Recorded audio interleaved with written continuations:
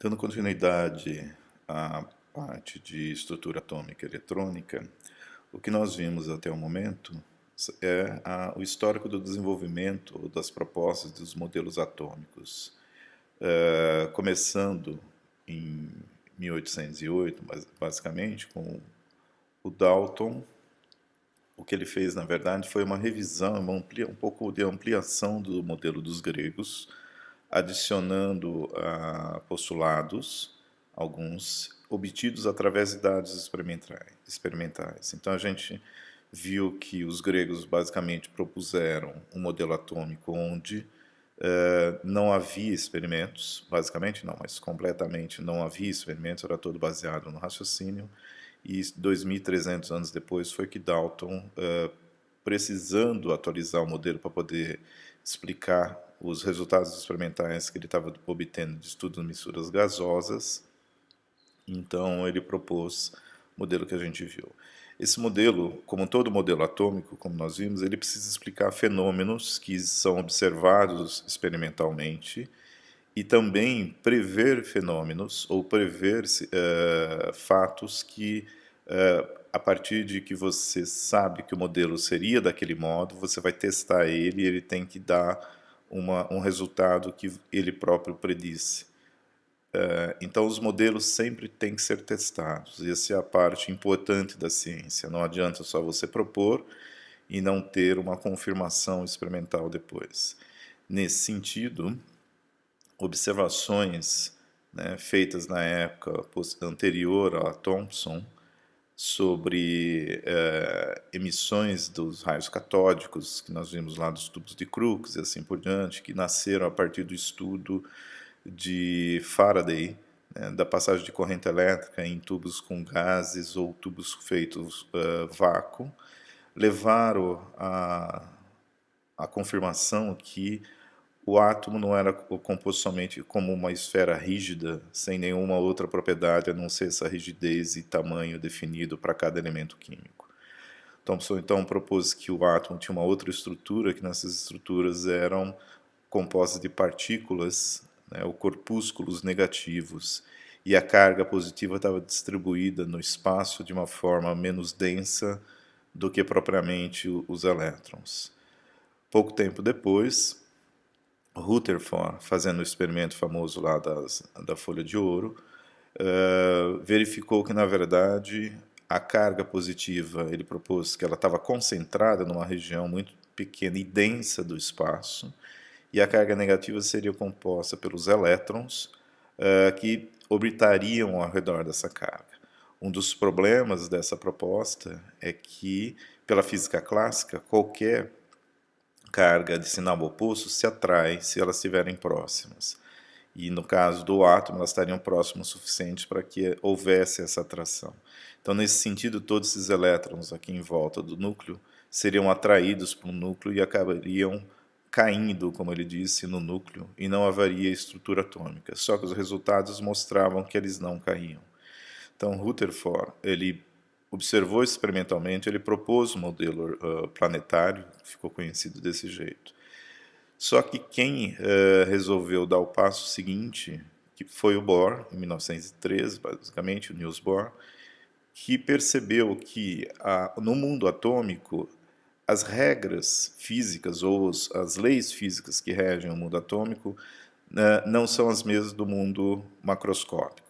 Nós vamos ver mais para frente que o que acontece é que quando você passa da escala atômica para a escala macroscópica, o fenômeno desse tipo de quantização, que foi o modelo proposto pelo Bohr, obviamente não é um modelo totalmente novo, ele é por isso que é conhecido como modelo planetário de Rutherford-Bohr. Esses efeitos de quantização eles são não percebidos no nosso dia a dia, porque eles são diluídos, de certo modo, quando você passa da escala microscópica para a macroscópica. Nós vamos entender isso mais para frente no curso.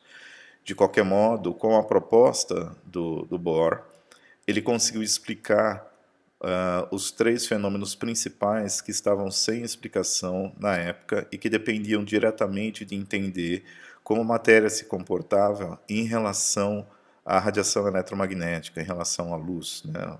Colocamente falando, usando o termo luz aqui. Quando eu falar luz, a gente vai estar falando não só do espectro visível, mas de todo o espectro eletromagnético, só para facilitar. Então, de qualquer modo, esse modelo aqui que é quantizado e qual que é o grande adicional, né, em relação do Rutherford. O Bohr disse que não havia as leis ainda estabelecidas para esse tipo de modelo atômico ou para esse tipo de estrutura da matéria.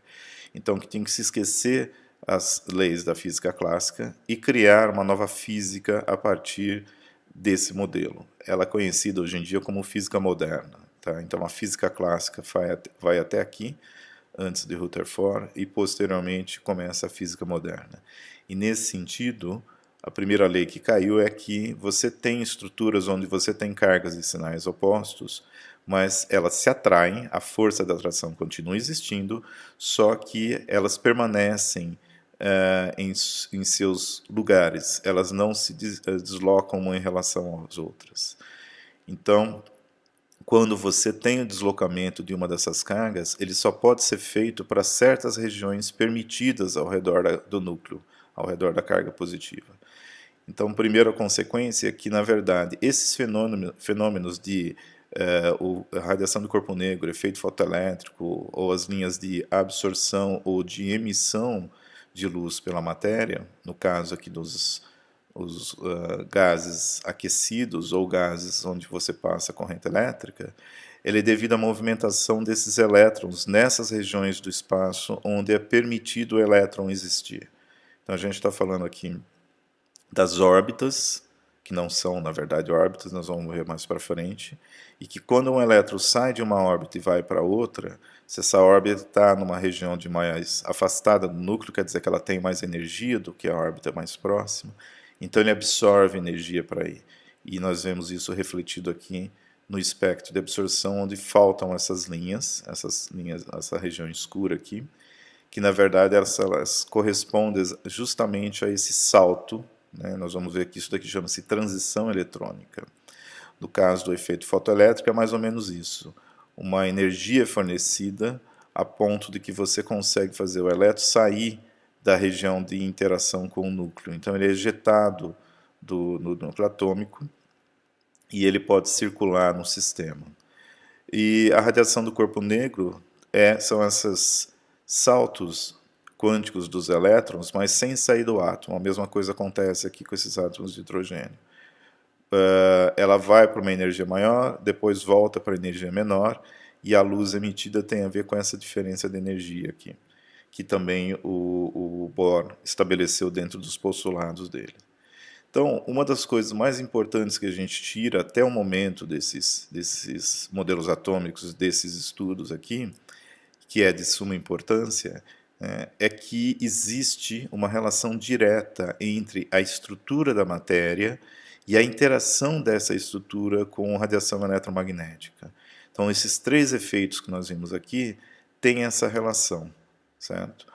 O Bohr propôs essa equação aqui para você justamente calcular quais são as energias ou as regiões do espaço e suas respectivas energias, né, onde são possíveis é possível de você observar os elétrons. Então, nesse sentido, os elétrons só podem existir nessa distância do núcleo. Vamos deixar por enquanto só a distância estabelecida e não o formato dessa região, porque ela vai mudar depois. Nesse momento, esses formatos são circulares. Posteriormente, eles mudam para elípticos e depois eles desaparecem, de certo modo, e são convertidos em outras formas que nós vamos ver mais para frente. Então, uma coisa que é importante a partir dessa equação é perceber que a massa do elétron é constante, isso é uma constante, ele só vai depender, isso é constante, só tem três variáveis aqui, aliás, que você pode pensar em termos de um elemento para o outro. Massa do elétron não muda quando você muda de um elemento químico para o outro. Você vai mudar o número de prótons, que está representado aqui pela carga nuclear, a carga do elétron, que ela é fixa também, ela não muda. Isso também é uma constante, que é a constante de Planck, e esse número aqui é um número inteiro, que ele corresponde justamente à distância que essas órbitas estão do núcleo atômico, ok? Então, a energia de cada uma dessas órbitas, dessas regiões do espaço, pode ser calculada através dessa equação, e você vai ver o seguinte, que conforme você se afasta do núcleo, né, como existe, a carga do elétron é sempre a mesma. Então, se eu tiver um elétron aqui, nessa órbita n igual a 2, quer dizer que a energia dele vai ser menor do que nessa órbita maior. Por que isso? Porque se ele está mais próximo aqui, e a carga é sempre a mesma, ele não consegue se afastar, está nessa órbita do lado de cá, porque para ele passar daqui, se afastar do núcleo, ele teria que ter energia para vencer a força de atração. E essa força ela varia com o inverso do quadrado da distância. Então, aqueles que estão mais longe, quer dizer que tem mais energia para se manter mais longe da força de atração. Isso vai ficar mais claro conforme nós avançarmos. De qualquer modo, quando você fornece energia para esses elétrons, seja através de fótons, ou seja, através de ondas mecânicas ou de algum modo, eles podem absorver e passar de uma órbita para outra. Essa passagem só vai acontecer se essa energia fornecida for exatamente igual à diferença de energia entre duas órbitas. Então eu tenho que calcular a energia da órbita, por exemplo, n igual a 5, n igual a 6. Subtraio uma da outra. Quando eu subtrair, eu vou ter justamente, porque a referência é sempre o núcleo, a diferença de energia entre essas duas órbitas, duas regiões do espaço. Se eu fornecer uma luz, uma onda, radiação eletromagnética, uma onda eletromagnética, que tenha exatamente essa energia, então esse elétron pode sair daqui e vir para essa outra órbita. O que está sendo mostrado nesse esquema aqui é justamente, por exemplo, é o retorno, né, desses elétrons depois de estar nessa órbita aqui. Por que eles retornam?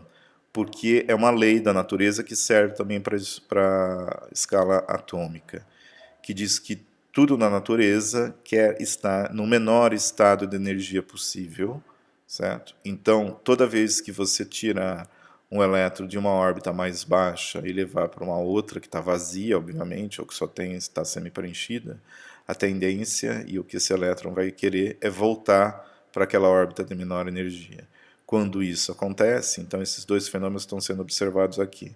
No caso aqui foi fornecida energia, foi absorvida, por isso que fica a linha escura, e depois esse elétron foi promovido para uma órbita maior. Quando ele voltou, ele emitiu essas cores de luz aqui. Por que ele emitiu exatamente, né, na mesma posição daquela que ele absorveu? Justamente porque a diferença de energia ela é constante para cada elemento químico. Então, se ele absorveu essa energia para vir dessa camada N2 para N6, a hora que ele voltar, ele vai emitir a mesma quantidade de energia, certo? Então, é por isso que vai ser sempre coincidente. Essa interação da radiação com a matéria, ela sempre está intrinsecamente ligada, ela é explicada justamente pela essa estrutura atômica. Tá?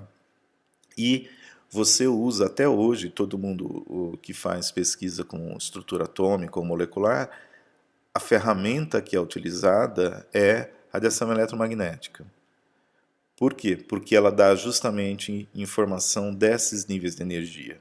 Certo? Então ela dá informação da estrutura da matéria. Nós vamos ver mais para frente do curso que do mesmo modo que um átomo tem níveis de energia, quando esse átomo se combina com outro átomo formando uma ligação química e daí formando uma molécula, a molécula também tem um esquema parecido com isso. Não é nem próximo disso daqui, é totalmente diferente, mas a molécula também é quantizada os níveis de energia.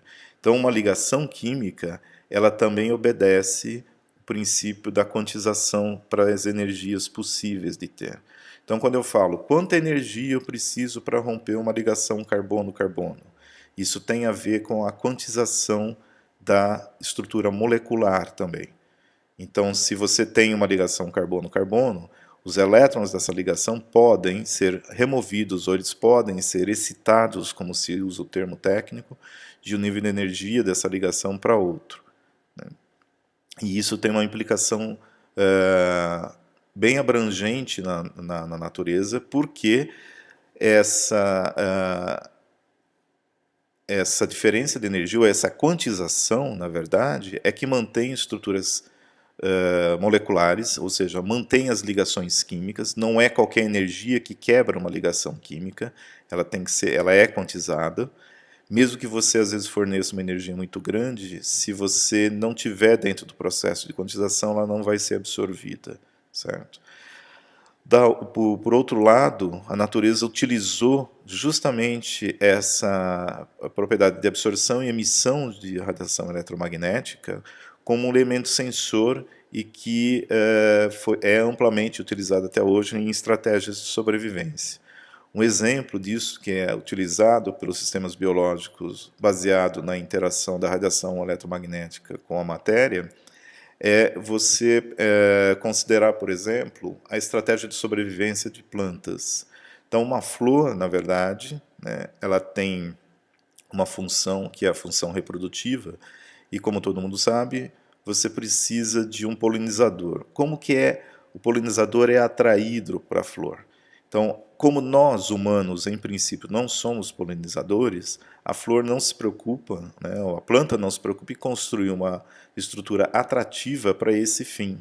Então, quando você olha para uma flor, é isso daqui que você vê.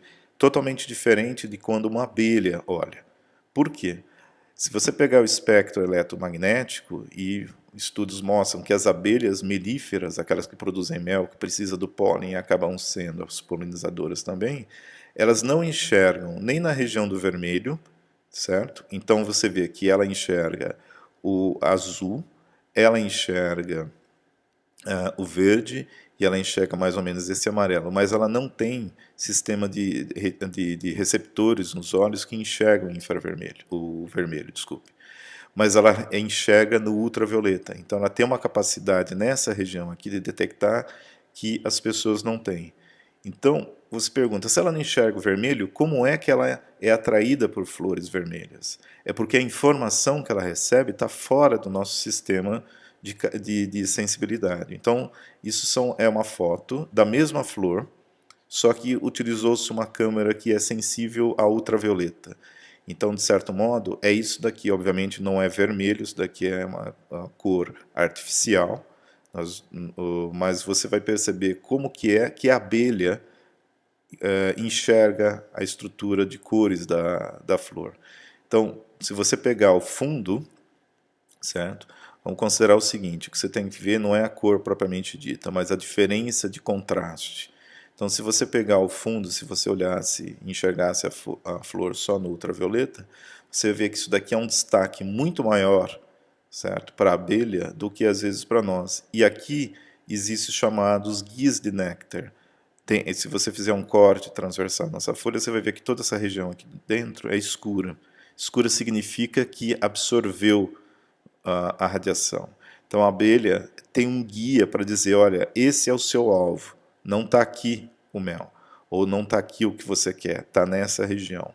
E se a abelha tiver que entrar numa flor como essa outra aqui, ela vai ser direcionada para a região onde está o néctar. E, obviamente, ela vai passar e carregar o pólen e cumprir o papel que ela precisa que a planta que a planta quer que ela cumpra, tá?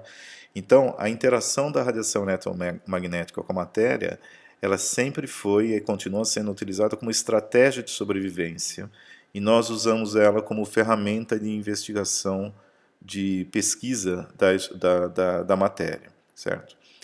Na indústria farmacêutica, nós vamos ver no decorrer do curso, esse princípio de absorção e emissão de radiação eletromagnética pelas moléculas, pela matéria, é usado até em controle de qualidade.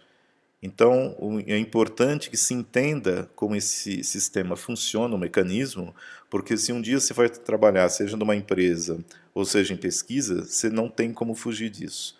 Vocês vão ter uma disciplina que envolve métodos instrumentais analíticos, cada reforma da grade curricular do curso, eles trocam o nome, mas basicamente são técnicas baseadas no que a gente chama de espectroscopia, certo? Essa espectroscopia deriva o nome do espectro, né, eletromagnético, e ela utiliza a interação da radiação eletromagnética com a matéria para analisar a matéria. Então, suponha que você vai produzir um medicamento e que você tem que fazer o controle de qualidade para ver as concentrações e para ver se, durante o processo, não houve decomposição do princípio ativo.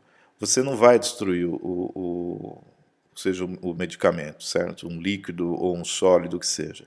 Você submete ele, ilumina ele com certos comprimentos de onda, e daí você analisa o que foi emitido, o que foi absorvido. A partir disso você consegue detectar se a amostra está com a qualidade desejada. A própria determinação de estruturas de proteínas, a dupla hélice do DNA, foi feita através de interação de raio-x com a matéria. Então é importante que se entenda esse mecanismo, porque você vai depender de entender técnicas que talvez você vá utilizar durante a sua carreira depois. Tá? Então, para continuar a aula, nós vamos começar pela ver como que foi feita a dedução da equação de Bohr. É importante, por quê? Porque o conhecimento que você tem de ensino médio permitiria que, se você estivesse lá no lugar do Bohr, você deduzisse essa equação e criasse uma nova campo de pesquisa da física, de conhecimento humano, certo?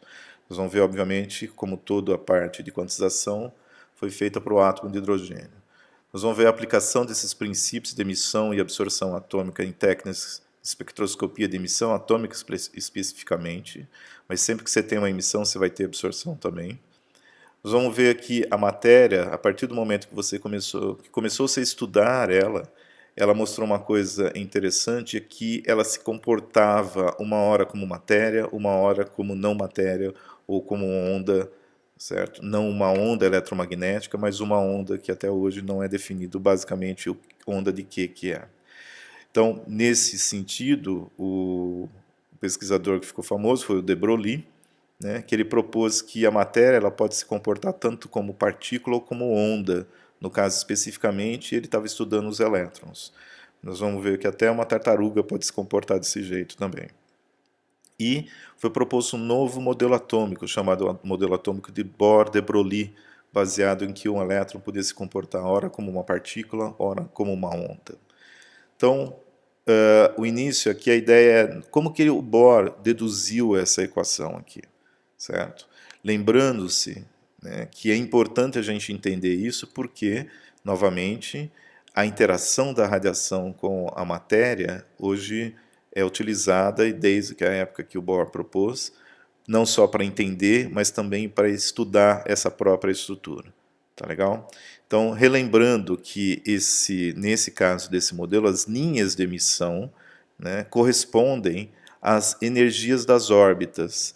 Então, se eu tenho 434 nanômetros, quer dizer que dentro do átomo que eu estou estudando, existe duas órbitas cuja separação delas, ou seja, a diferença de energia entre elas, vamos supor que seja essa daqui, por exemplo, tem um comprimento de onda correspondente a 434 nanômetros, certo?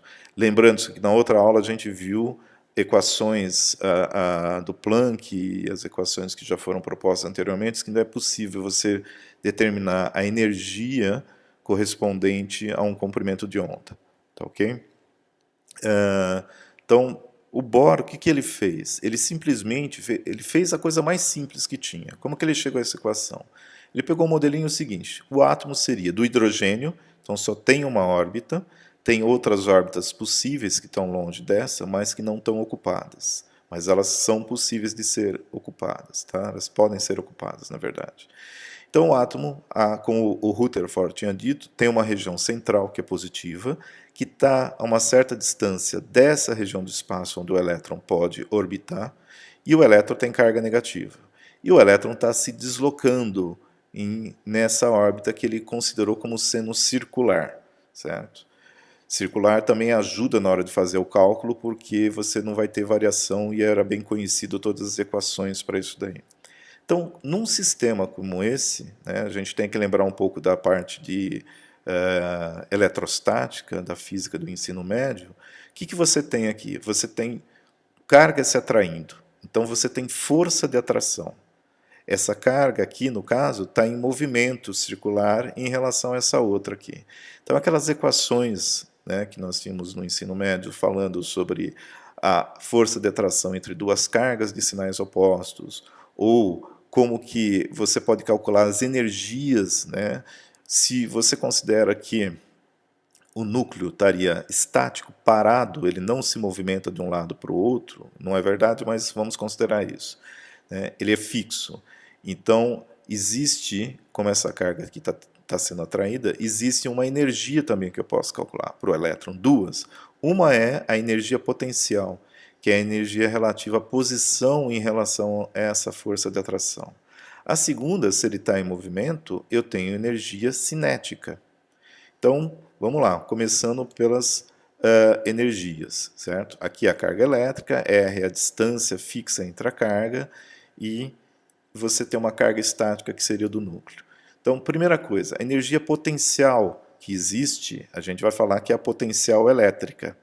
Então, qual é a equação que te dá a energia potencial elétrica? Essa daqui. É Z, que é o número atômico, vezes Z, a carga positiva, vezes a carga negativa elevada ao quadrado, dividido pela distância que separa elas duas. Qual seria a energia cinética? No caso, se a carga está estática aqui, eu só vou calcular a cinética para o elétron.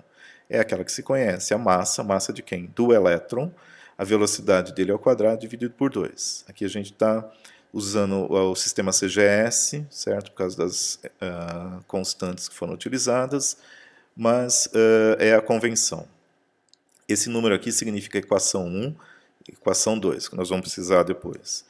A outra, então, a energia total vai ser, como você já sabe, a soma das duas, a soma da cinética e da potencial, nossa equação 3. Quais as forças que estão atuando aqui? A força centrípeta, do centro para fora, e ela é dada por essa equação aqui, que é a equação da energia cinética, basicamente. Tá legal? Cinética não, desculpa. A combinação das duas. Então, a força centrípeta vai ser dada pelo produto da massa do elétron vezes a velocidade ao quadrado, dividido pela distância que ele está da outra carga. Tá? E a força elétrica, propriamente dita, que é a força de atração nesse caso. Essa daqui é uma força decorrente do movimento. Essa daqui é decorrente da natureza dessas duas cargas. Então, se você tem cargas opostas, elas se atraem. Tá legal? Então, é o produto da carga do positivo vezes a negativa ao quadrado, dividido pelo quadrado da distância. Então, posto isso, como que nós vamos ver? Então, pela física clássica, num sistema estável, a força de atração que você tem entre as duas cargas aqui, se elas não estão se deslocando em relação à outra, a força elétrica compensa a força centrípeta.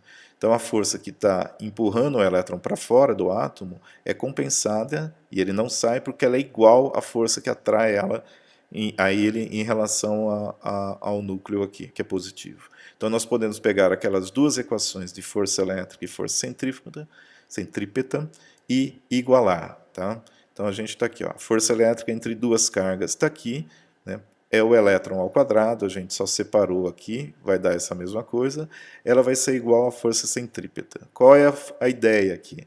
A ideia é você simplificar e obter uma equação só. Então, fazendo os cancelamentos, esse quadrado aqui eu cancelo com outro, tiro esse daqui, aqui ele fez a inversão, tá? Mas basicamente depois das simplificações, você vai ter esse daqui como resultado final. Então, essa é a equação 7 aqui, onde você tem a massa vezes v ao quadrado sobre 2 é igual a ze ao quadrado sobre 2r, tá ok? A gente já volta para ela já já. Você pega a equação 2 que está lá, essa daqui, ok? E a equação 7, que é essa daqui, e substitui na equação 3, que é a equação 3 trata do quê? Da energia total que existe no sistema, que é a soma da potencial mais a elétrica, a potencial mais a cinética, desculpa.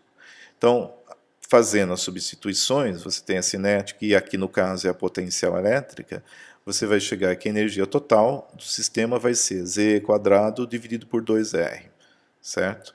Então, a energia total em termos de somente a carga, número de prótons, a carga do elétron e a distância entre o núcleo e o elétron. Lá. Segundo aquele outro postulado de Bohr, do momento angular, que corresponde justamente ao movimento circular desse elétron, o momento angular para o elétron ele só pode ter certos valores. Quando eu falo isso, significa que quais são os círculos, certo, que esse elétron pode descrever? Ele só pode descrever círculos decorrentes de múltiplos de inteiros em relação ao h sobre 2π, certo? Então, o momento angular ele é dado pela massa do elétron vezes a velocidade vezes a distância que ele está do núcleo, ou seja, o R aqui, que é igual a isso daqui. Se você isola a velocidade do elétron aqui, você vai ter essa relação que ela te dá em termos qual a órbita possível, constante de Planck, vai depender só desses constantes, e o raio, que é a órbita também. Então perceba que quando você faz isso, né, aqui já tem a quantização. Tá? O R é a distância que você vai ter do núcleo, mas você tem a quantização. Então eu tenho uma equação de velocidade que está relacionada direto com a quantização do átomo. Se eu estou velocidade, obviamente, eu vou substituir ela em alguma parte da equação. Tá? Então você substitui essa daqui, a equação 10, tá? Nessa equação que fala aqui da outra, que é a 6, nós vimos lá atrás. E o que você vai ter aqui? Quando você faz a substituição e isola R, você determina que R é o raio, certo, do átomo de hidrogênio. Então perceba o seguinte, se eu sei o valor, o número de prótons que eu tenho, e a carga do próton, e a carga do elétron, e a massa do elétron. Lembre-se que a massa e a carga do elétron foram determinados pelos experimentos lá de Thomson e do Millikan. E o número de prótons eu sei para o átomo de hidrogênio que seria somente 1. E a carga do próton também eu sei.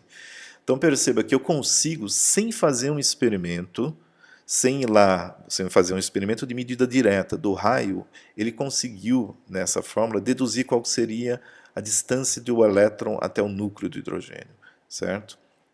Então isso daqui virou uma constante que ficou dependente somente da carga nuclear e do N, que seriam as órbitas. Então qual que seria o raio da primeira órbita? Se eu substituo aqui com 1, coloco 1 aqui e eu tenho essa constante, seria a primeira órbita. Esse A0 aqui é uma constante, né? E o A0, quando você faz o cálculo, te dá 0,529 angstroms, que é o raio do átomo de hidrogênio no estado fundamental. Um angstrom é 10 a menos 10 metros. Tá legal? Então isso daqui se nanômetro é 10 a menos 9, um angstrom, aqui seria meio angstrom, basicamente, é 0,05 nanômetros. Tá legal? Então, o raio do átomo de hidrogênio no estado fundamental. O que significa estado fundamental? Quer dizer que o elétron está no N igual a 1, na primeira órbita. Se o elétron, você fornecer energia, ele pular para a segunda, certo? Já não é um estado excitado, não é o fundamental. Ok? Então, seguindo. Depois você pega essa equação, o R, o valor de R da equação 12, e vai substituir na energia total, na energia cinética mais potencial, naquela equação 8 lá que nós obtivemos. Quando você faz a substituição e faz todas essas simplificações, você vai ver então que a energia, certo? Ela passa a ser totalmente dependente somente do N e das cargas envolvidas. A massa é fixa, todo o resto é fixo. Fazendo as simplificações, você chega justamente à equação que ele colocou, tá? Que é a equação proposta por Niels Bohr. Então, o N é um número que quantiza a energia de qualquer sistema atômico, certo? Então, veja, elétrons estão presentes em todos os átomos. Prótons estão presentes em todos os átomos. A carga do elétron é sempre a mesma, certo? Então, e a carga do próton também. Então, nesse sentido, a energia de um sistema é sempre quantizada, depende da órbita aonde está esse elétron. Se ele está no estado fundamental, ele vai ter uma certa energia, assim por diante. Então, o N é sempre um número quântico relacionado ao nível de energia, em que órbita ele vai estar, a distância que ele se encontra do núcleo. Tá, ok? Você vê que não tem R aqui. O R é dado basicamente pelo N, a distância do núcleo, basicamente. Tá? Então, ele usou princípios que você sabe do ensino médio e conseguiu chegar à conclusão. Então, o impacto disso é gigantesco. Você não precisou criar uma nova matemática para isso daí. E mais do que isso, né, ele utilizou essa expressão para calcular os comprimentos de onda. Então, por quê? Porque se eu sei que eu estou as energias, e a gente viu que se eu saio de uma órbita eu vou para outra, só pode ir de uma órbita permitida para outra, e a energia que vai ser absorvida de uma órbita para outra é a energia que é a diferença de energia entre essas duas órbitas, e eu sei, então, eu posso prever no átomo de hidrogênio, né, quais seriam as cores que ele iria emitir e quais seriam as órbitas envolvidas nessa emissão de cor ou na absorção de cor. Tá? Pelo qualquer átomo, em princípio, ele extrapolaria esse modelo de hidrogênio para qualquer átomo. Não é bem assim, a gente tem outros problemas. Na hora que você coloca muitos elétrons juntos, começa a ter repulsão entre esses elétrons, tem que ser levado em conta na equação de energia. Mas, 1913 era um avanço fantástico para poder entender e explicar isso daí e criar uma nova física. Tá? Então, isso daqui, a condição de ressonância, que é aquela transição, se você insere, né, injeta energia no sistema, e essa diferença de energia é exatamente igual à diferença de energia entre duas órbitas possíveis, esse elétron que está aqui no estado fundamental, no caso aqui desse átomo, ele vai passar para um estado excitado. E o tempo que ele fica lá depende do átomo, mas quase que imediatamente ele já quer voltar para o estado fundamental, o que é uma lei da natureza, diminuir a energia. Sempre a tendência na natureza é estar no estado de menor energia e de maior entropia, que nós vamos ver mais para frente no curso. Mas, por enquanto, fica só energia. Então, ele volta. Então, ele absorveu a energia, e se ele voltou para o estado que ele estava, da onde ele foi, a emissão de energia vai ser igual àquela que foi absorvida, não há perda alguma dessa energia. Tá ok? Lembre-se que isso é a condição de ressonância. Então, para você saber qual foi a energia emitida ou absorvida, o que você tem que fazer? Pegar e fazer a diferença de energia entre esses dois. Então, o N2, né, que ele vai ser sempre maior que o N1, o estado, o número quântico da onde saiu e o número quântico para onde foi, e vice-versa. Então, se eu quero saber, por exemplo, qual é a diferença de energia entre esses dois níveis, basta eu saber a energia do N2, que é esse nível aqui, e fazer a diferença para a energia do nível 1. Quando você faz isso, você repete essa equação aqui para N2, N1, subtrai uma da outra, e aí você vai chegar aqui para, se você quiser ter uma equação de ΔE, o ΔE vai ser desse jeito aqui. Então agora você tem uma equação que você pode calcular diretamente, né, a diferença de níveis de energia. O que é importante aqui? Eu quero saber a cor.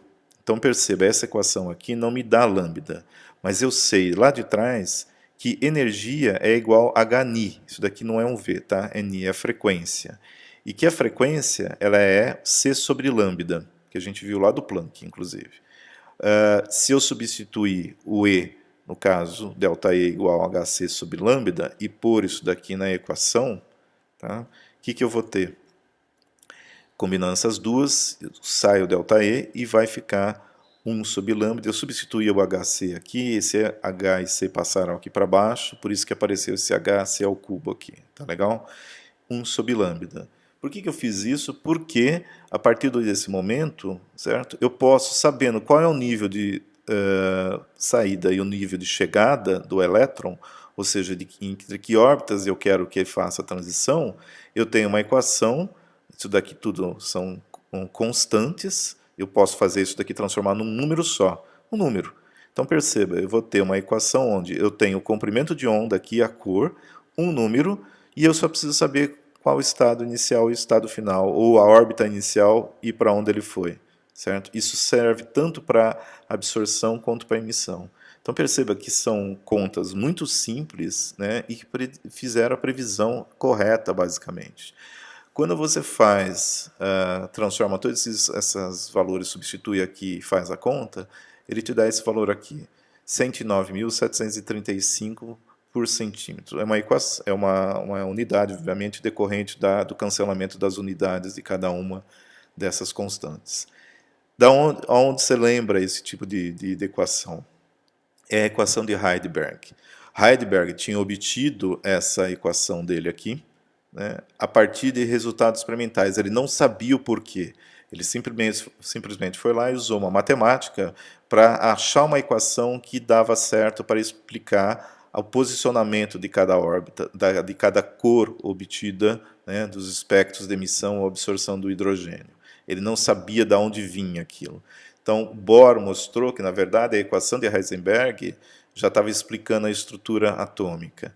Se você pegar pelo cálculo, né, dava 109.735, e no laboratório 109.677, que é a diferença do problema de experimental lá. Então, basicamente, o Bohr, além de explicar a estrutura atômica, né, criar uma nova física, ele mostrou para o Heidelberg, olha, Heidelberg, sua equação veio daqui, justamente pela quantização da matéria. Então, você tem os espectros de linha atômica, que são decorrentes dessas transições. Então, quanto maior a energia, né, menor o comprimento de onda vai ser. Nós vimos isso daí lá na aula passada. Então, se você for, digamos assim, 1, 2, 3, 4 transições, se nós tivermos, não quer dizer que sejam essas, tá legal? Mas, vamos supor, a de 410 seria qual? Aquela de maior energia, porque quanto maior a energia, menor o comprimento de onda. Então, essa seria de 410, essa de 434, essa de 486 e essa de 656. Tá ok? Não quer dizer que são. Precisa olhar os estudos lá dele e experimentalmente verificar realmente quais são os N's que dão certo para esses números. Então vamos fazer isso rapidamente. Por exemplo, considera que o elétron ele estava na órbita 2 e ele saltou para a órbita 4. Tá? Então ele previa, a equação de Bohr previa que a linha da região do verde-azul teria qual comprimento de onda? Basta você pegar e substituir nessa equação aqui, fazer as contas, e você vai ver que se ele sair do N2 para N4, obviamente ele vai voltar, porque aqui o N1 é um N de partida, tem menor energia. Então ele saiu de 2 e foi para 4. Ele absorveu. Quando ele voltou, ele jogou esse excesso de energia para fora, ele emitiu uma linha em 486,3. Experimentalmente, o valor medido era 486,5. Então, esse é o poder de um modelo, né, a proposta de um modelo atômico. Você não só explica como é a matéria, mas você fala, olha, se você for lá e medir, vai ter uma linha de emissão aqui em 486,3. Ah, eu medi em 486,5. Tá legal, o seu experimento tem algum erro percentual, ou essas constantes aqui têm algum erro também, porque foram medidas experimentalmente. Mas é fantástico como que diz? O quão próximos são os resultados e a previsão dele. Então, para a linha no azul, na região do azul, o N2, o elétron saiu do nível 2 agora e foi para o nível 5. Então eu estou esperando uma maior energia. Se a energia é maior, o resultado tem que dar um comprimento de onda menor. Tá? Experimentalmente, você tinha 0,2 nanômetros de diferença. Então essa é a ideia.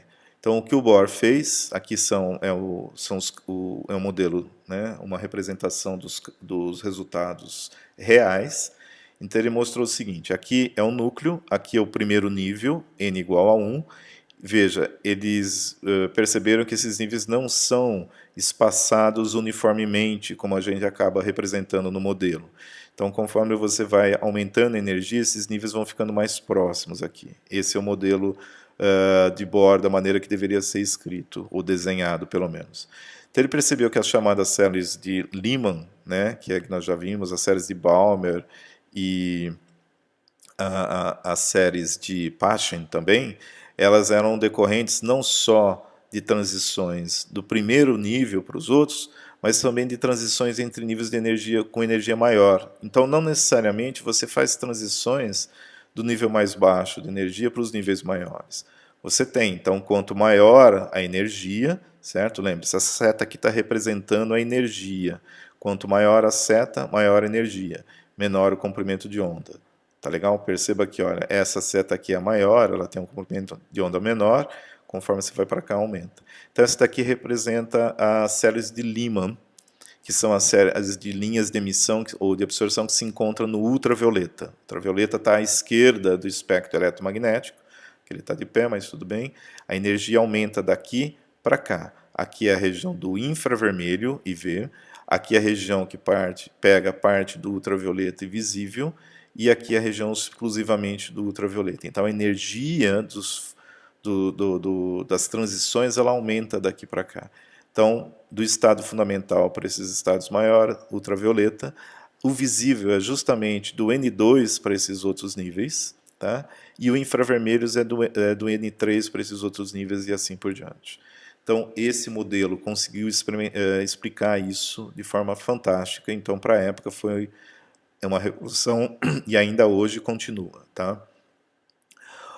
Ao invés de nós ficarmos desenhando o átomo ou os níveis eletrônicos desse formato, que não é prático quando você vai para estudos ou para tentar explicar ou para tentar descrever essas transições, ao invés disso a gente desenha desse modo aqui.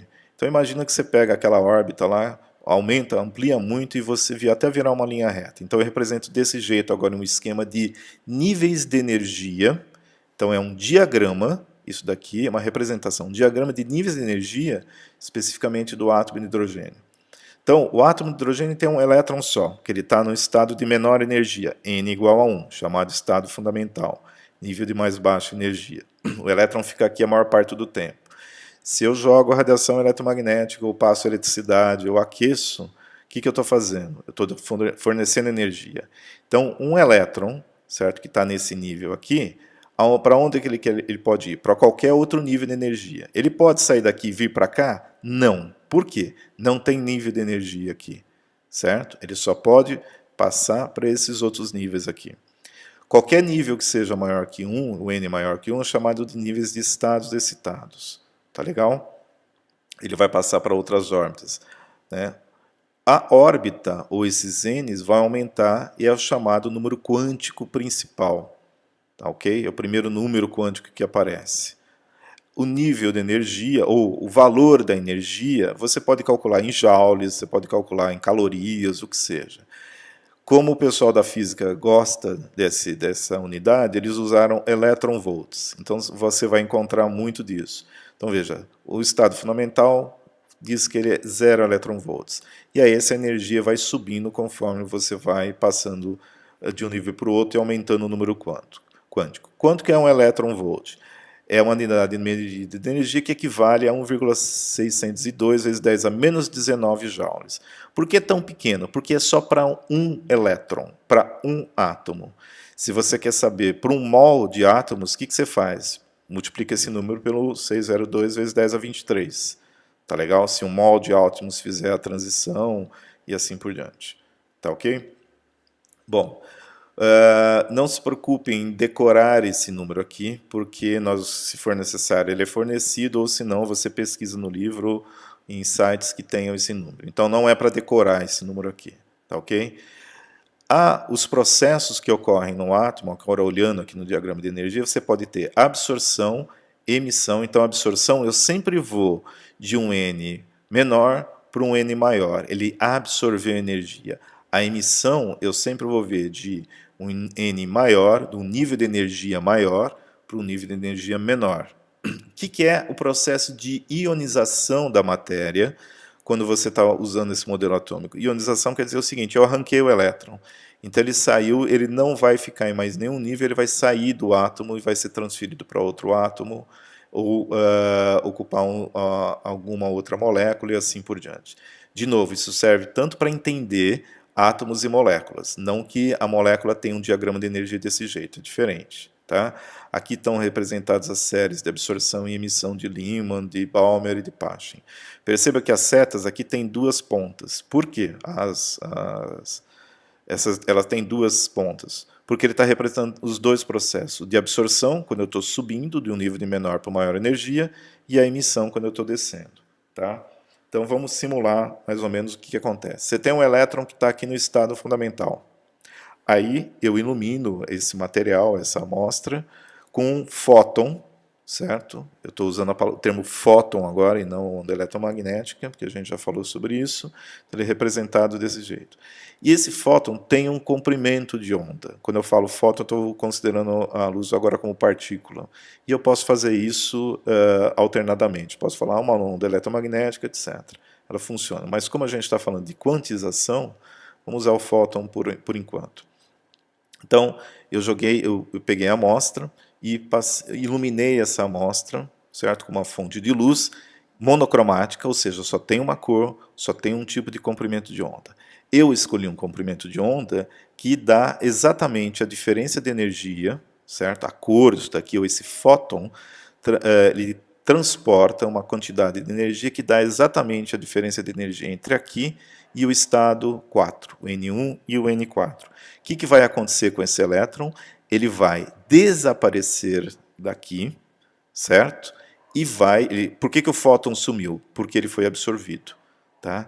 Ele desaparece daqui e aparece no estado 4. Como assim desaparece e aparece, professor? Ele não pode ocupar nenhum espaço, nenhum local, certo? Entre o nível 1 e o nível 2. Ninguém sabe para onde ele vai. Ele desaparece daqui e aparece lá, certo? É como se você tivesse que subir uma escada, certo? E na hora que você fosse passar de um degrau para o outro, você não pode levantar o seu pé e ocupar todo o espaço entre um degrau e outro. Seu pé ia desaparecer de um degrau e ia aparecer no outro. É assim que é o mundo quântico. Ele é estranho, certo? E vai ficar mais estranho ainda. Uma vez que ele está nesse estado aqui, lembre-se, ele não quer ficar nesse estado. Ele quer voltar para o estado de menor energia. Então ele desaparece de lá e aparece aqui novamente, certo? E se você der muita energia para esse átomo aqui, ou esse elétron no caso, eu posso arrancar ele daqui do átomo, né, dependendo de quanto que eu for fornecer de energia. Nesse caso aqui, essa transição, ela cai em 97,2 nanômetros, certo? Ela cai na série de Lyman. Então, essa transição, para vocês terem uma ideia, é ultravioleta, é UVC. O ultravioleta C é o comprimento de onda que fica retido ou que é absorvido pela camada de ozônio na estratosfera, na atmosfera, na parte de cima da atmosfera.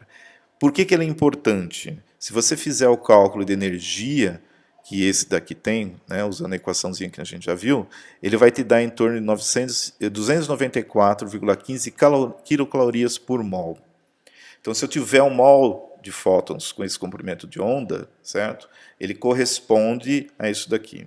E se eu tiver um mol de ligação carbono-carbono, quanto de energia eu preciso para quebrar essa ligação? Eu preciso de aproximadamente 85 quilocalorias. Veja, um mol desses fótons encontra um mol de ligação carbono-carbono. Ele vai quebrar essas ligações? Ele vai conseguir ionizar, pegar os elétrons daqui e jogar lá para cima, para fora? Vai, porque a energia necessária para você quebrar, arrancar o elétron dessa ligação aqui e jogar para fora da molécula, no caso, é 85 quilocalorias para cada mol. E eu tenho, dá uma olhadinha aqui, mais de 2 vezes, né? Mais de 3 vezes quase, na verdade, energia necessária. Então eu quebro essa ligação química. Então veja a importância da camada de ozônio para o ser humano. Por quê? Quando eu falo ligação carbono-carbono, você pode pensar numa proteína ou numa estrutura qualquer celular da sua pele, certo? O seu DNA tem carbono-carbono.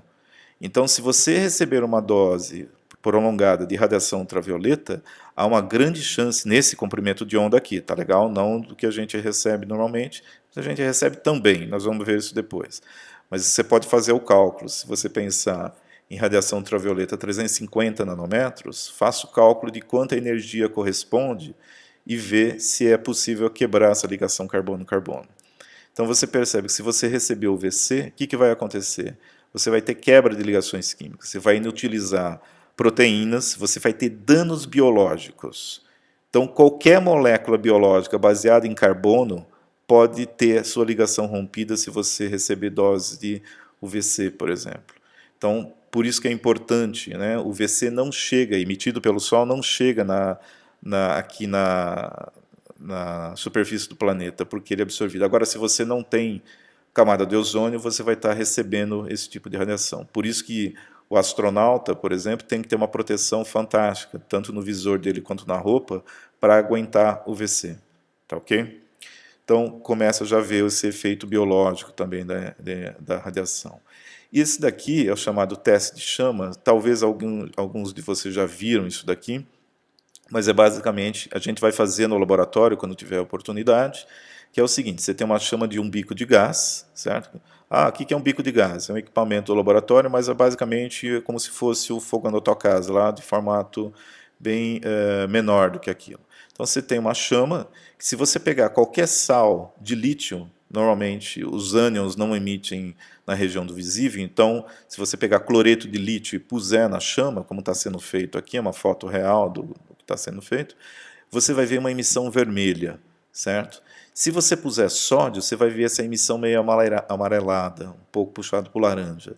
Se você colocar potássio, essa outra cor, rubídio assim, cálcio um amarelo mais forte, mais para o amarelo do que para o laranja do que o sódio, o estrôncio um vermelho diferente também do lítio, o bário esse azul bonito também, meio esbranquiçado, e o cobre você queima ele como verde.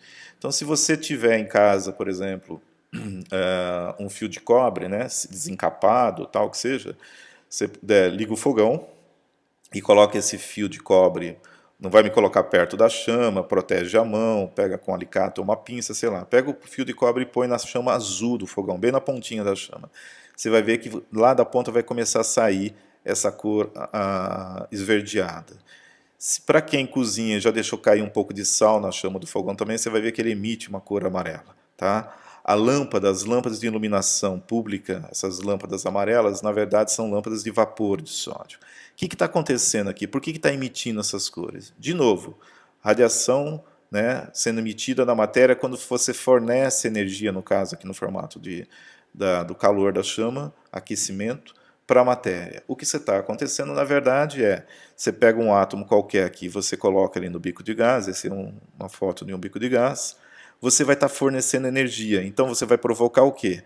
Se essa chama aqui ela tem uma infinidade de energias, mas somente aquela, certo? Que é exatamente igual à diferença de energia entre esses dois níveis, por exemplo, ou os outros níveis que nós vimos lá, vai ser absorvido. Então no lítio, você deve ter dois níveis de energia, no caso aqui, especificamente o lítio, aqui no caso a molécula já quebrou antes, e depois é o átomo que está fazendo essa absorção. Dois níveis de energia que você vai absorver alguma energia dessa chama, o elétron vai para o estado de maior energia, certo? E depois ele quer voltar. Então perceba, a hora que ele volta, o que vai acontecer? Ele vai emitir a energia que ele absorveu. No caso do lítio, uma dessas energias aqui que você consegue enxergar, ela vai estar na região do vermelho, por isso que você enxerga vermelho. Então, isso daqui é uma visualização. Então perceba o seguinte, se eu quisesse analisar uma amostra que eu fiz de um comprimido, por exemplo, à base de lítio para tratamento de transtornos psicológicos ou até mentais, e cloreto de lítio é usado para isso, eu quero saber se ele não está contaminado por sódio.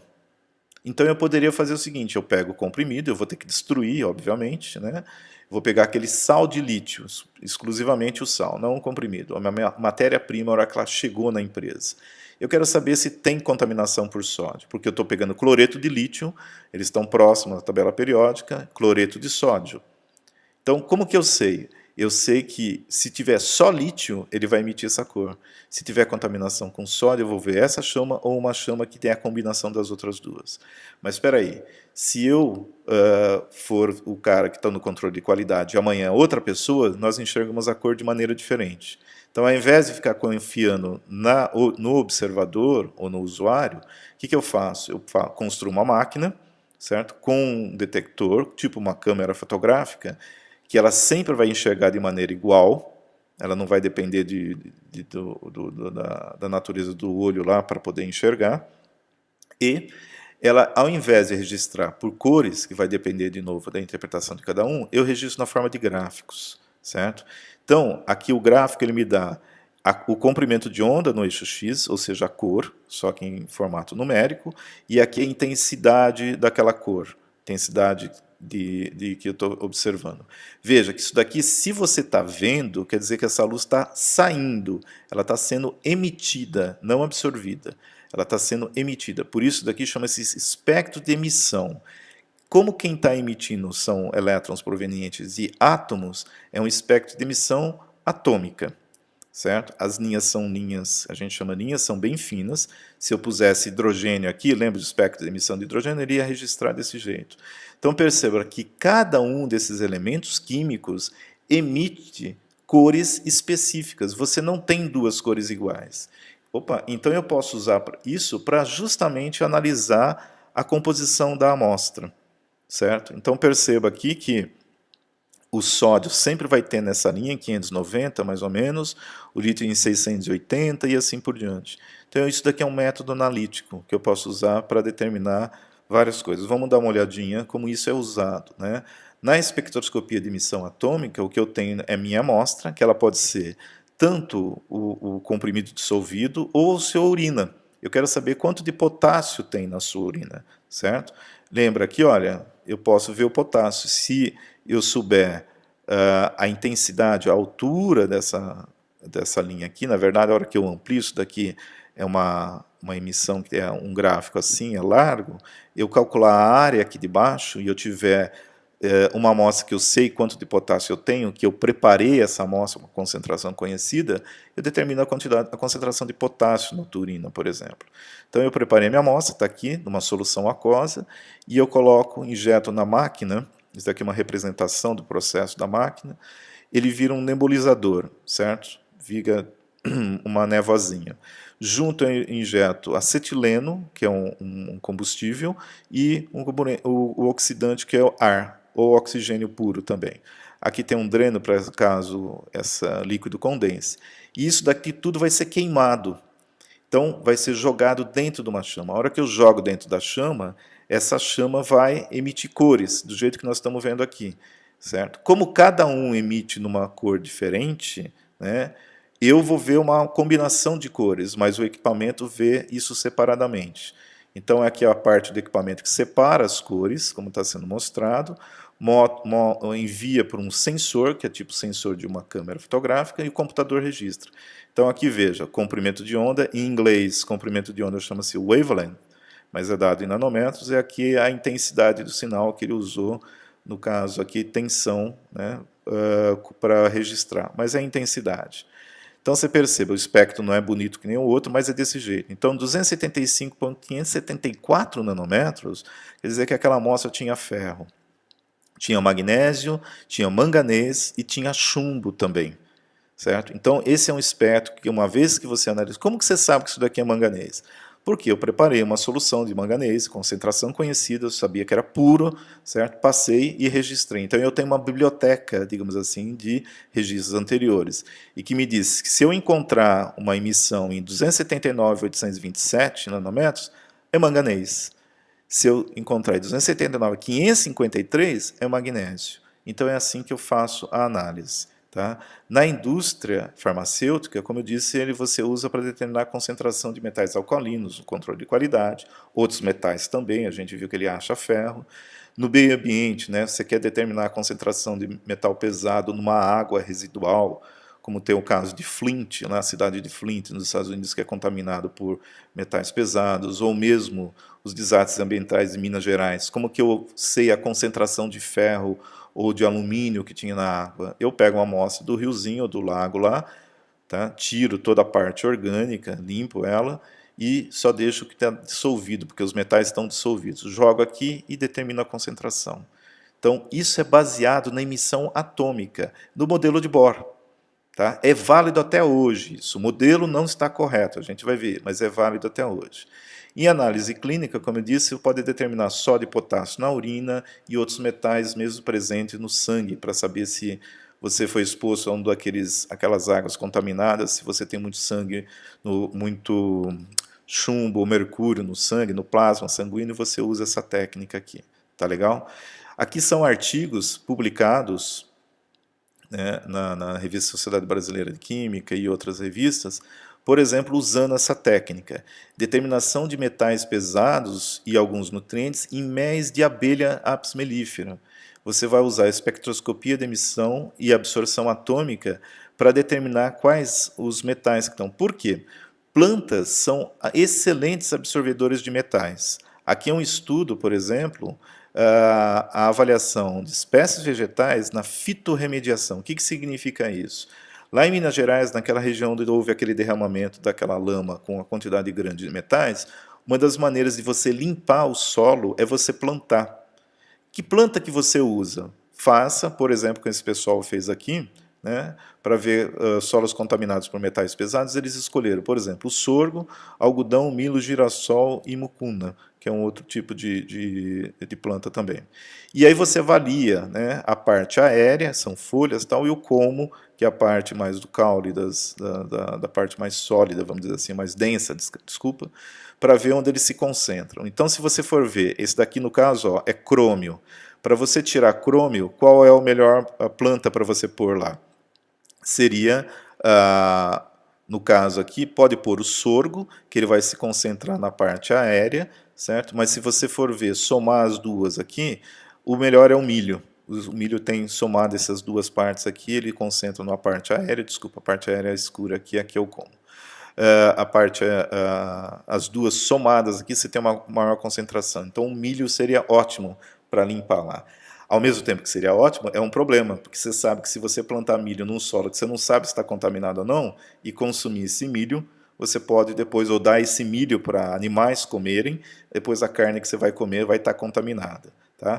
Cobre, por exemplo, de novo, né, agora você tem aqui o melhor deles, provavelmente seria o sorgo, né, mas todo mundo absorve, porque faz parte, inclusive, de processos enzimáticos, e o zinco também é metal essencial. Então, o sorgo, a partir desses resultados aqui, mesmo que ele absorva pouco, eu vou plantar o sorgo, porque sorgo o pessoal não come, normalmente os animais comem.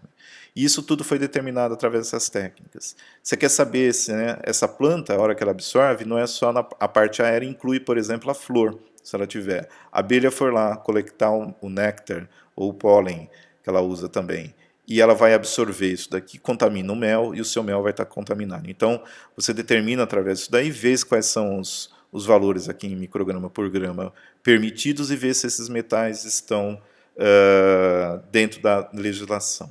Então, perceba que, a partir do momento que existe esse desenvolvimento, essa proposta do modelo atômico, e você entende o que é espectro de absorção e emissão, por que tem emissão, etc., você cria toda uma técnica que serve tanto para a área de análise clínica, saúde, a parte ambiental e tudo mais. Então perceba, moçada, que quando a gente está estudando modelo atômico, que é uma coisa às vezes complicada de entender, que tem muita física, ela está diretamente ligada hoje em dia, não tem como escapar, certo? A área de sistemas biológicos, seja sistema biológico humano ou na parte vegetal, de meio ambiente e assim por diante. Poluição atmosférica, hoje em dia é muito estudado por isso daí. Tá? Mesmo em outros planetas. Aqui no caso, né, isso daqui são os espectros de emissão atômica dessa rocha aqui, desse pedaço de pedra, né, chamado Coronation, a cratera Coronation, essa pedra aqui, que foi obtida pelo Curiosity em 2012. O que o Curiosity fez? Como que você vai analisar a composição de rochas em outro planeta? Você não tem, você mandou uma sonda lá, que é o Curiosity, na verdade, é o tamanho de um carro, né? Um Corsinha, um Volks, etc. e tal. É um laboratório de pesquisa, basicamente.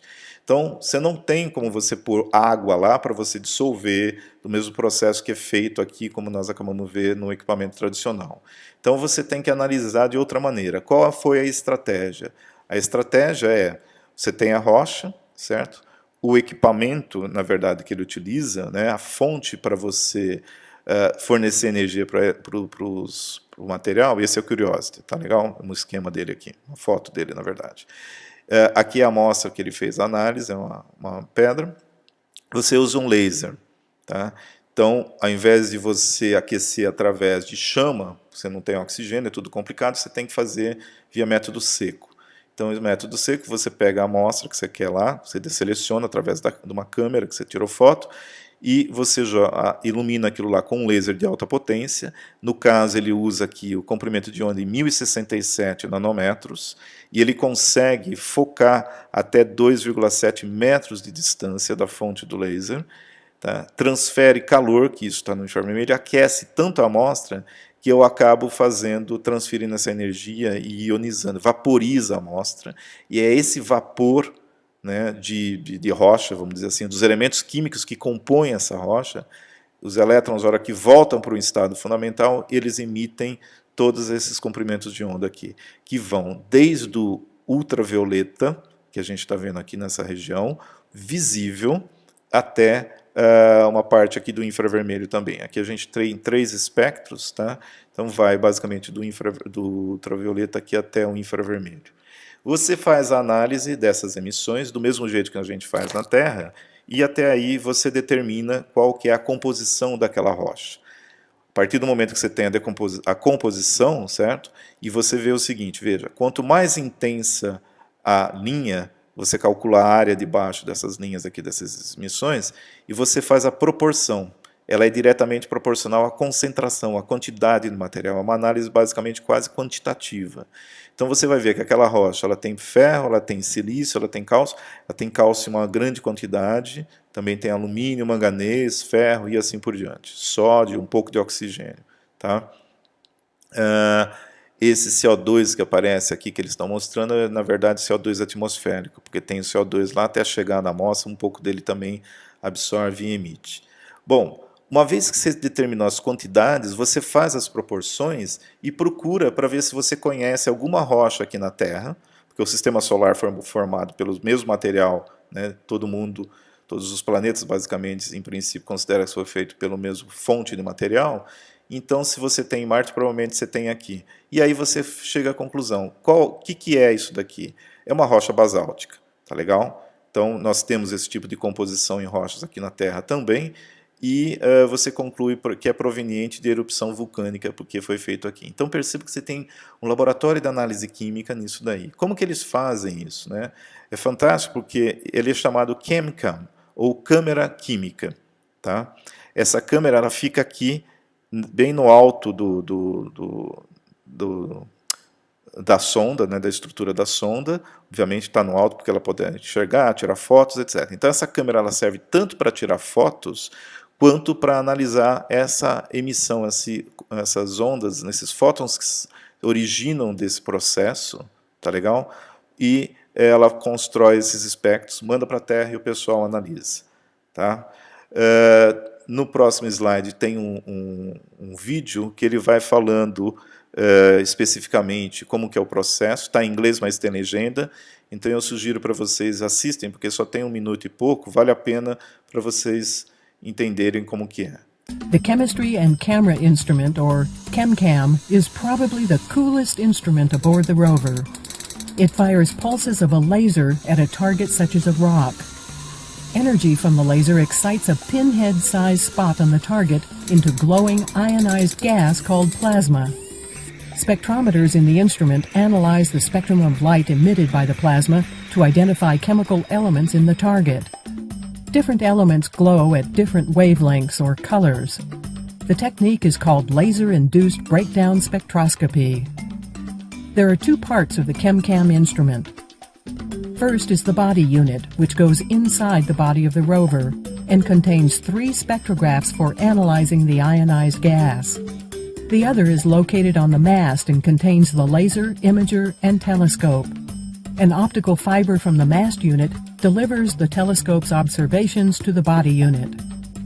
This image shows a ball of luminous plasma erupting from the surface of an iron pyrite crystal in the testing chamber. The laser beam itself is invisible. The instrument's camera is called the Remote Micro Imager. It photographed this dollar bill from 10 feet away. The instrument can fire a laser at Martian rocks up to 30 feet away and analyze the composition of the vaporized bits. ChemCam enables Curiosity to study rocks that are out of the reach of its flexible robotic arm.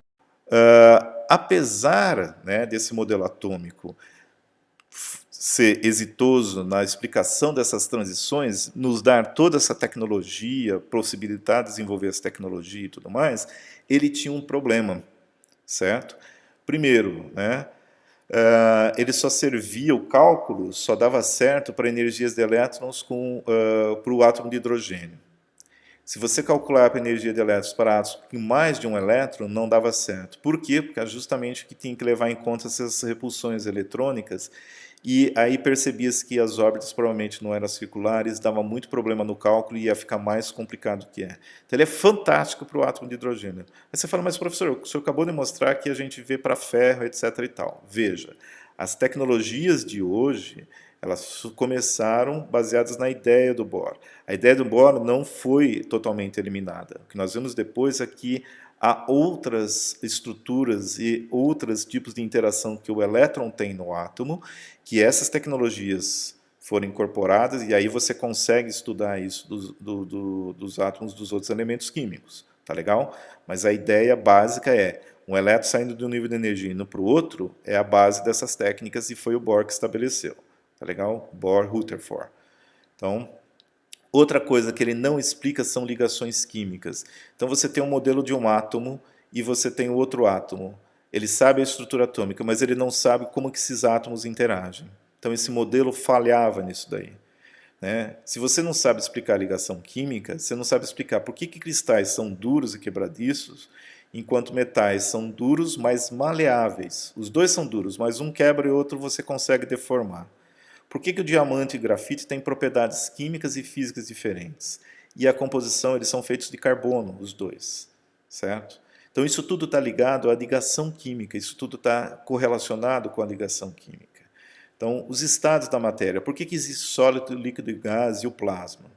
Por que a ligação do monóxido carbônico é mais estável do que do oxigênio gasoso molecular, né? Por que é mais estável, inclusive, né, do que entre a ligação do ferro com o oxigênio na hemoglobina? Ok? Então perceba, se você morre de intoxicação por monóxido de carbono, porque essa ligação do monóxido de carbono é mais estável com o oxigênio do que a ligação do ferro com o oxigênio. Então o modelo atômico tem que explicar tudo isso daí. Tá? E no caso do Bohr, ele não explicava. Então, alguma coisa tinha a ver com o seguinte, era o elétron que era a coisa importante nisso tudo, eles sabiam, eles percebiam isso. Só que o elétron, ele já tinha esse comportamento que era diferente da física clássica. Então, houve um investimento muito grande, né, em termos de interesse, para se estudar esse elétron. Então, por exemplo, para explicar o efeito fotoelétrico, o Einstein usou, né, a ideia de que, o Newton já tinha proposto isso, que a luz se comportava como uma onda, né, que ao invés da luz se comportar como uma onda, ela se comportava como corpúsculos, que depois ficam conhecidos como fótons.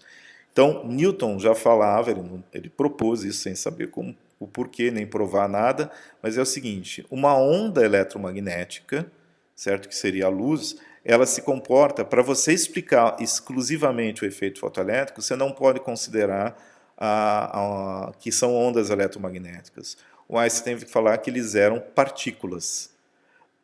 Quando você fala partículas, você pensa em massa, você pensa em matéria. Então, essa ideia, certo? Então, a luz poderia ser vista como uma onda, em certos fenômenos você vai ver ela se comportando como uma onda. Então, ondas apresentam os chamados efeitos de interferência e de difração, que são característicos de ondas, sejam mecânicas ou eletromagnéticas, tá legal? Ou como partícula.